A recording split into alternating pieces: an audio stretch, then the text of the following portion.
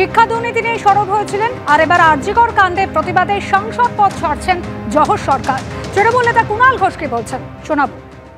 উনি যে উদ্বেগগুলি প্রকাশ করেছেন বা ওনার যে কিছু কিছু পর্যবেক্ষণ রয়েছে, তার কিছু বিষয়ের সঙ্গে কোনো রকম দ্বিমত পোষণ করছি না, কিন্তু জহরদা তার মতো করে সিদ্ধান্ত নিয়েছেন। দিনে দুবার ব্যবহার করো স্টপেজ ক্রিম আর নিজেকে রাখো evergreen Keya Seth aroma therapy stop age cream, আর খুঁজে পাও নতুন আমিকে।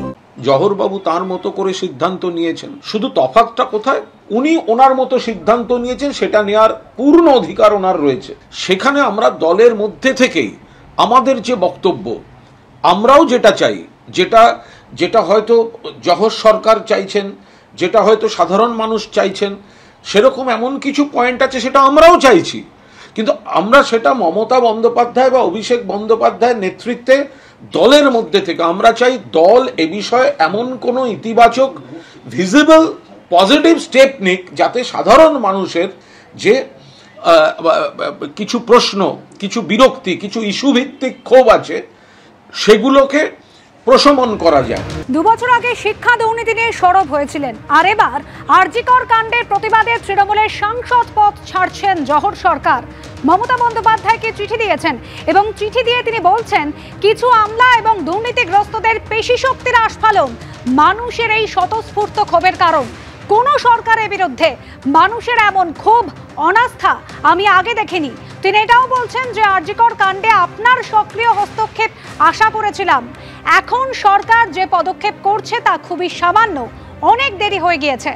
মানুষের এই স্বতঃস্ফূর্ত বিক্ষোভে রাজনীতির রং লাগানো হচ্ছে, রাজ্যকে বাঁচাতে কিছু একটা করুন। মুখ্যমন্ত্রীকে চিঠি দিয়ে বলছেন জহর সরকার।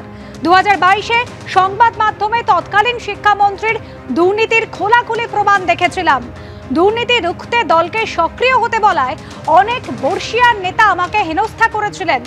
আপনি দুর্নীতির বিরুদ্ধে আপনার লড়াই চালিয়ে যাবেন, এই আশায় তখন পদত্যাগ করিনি।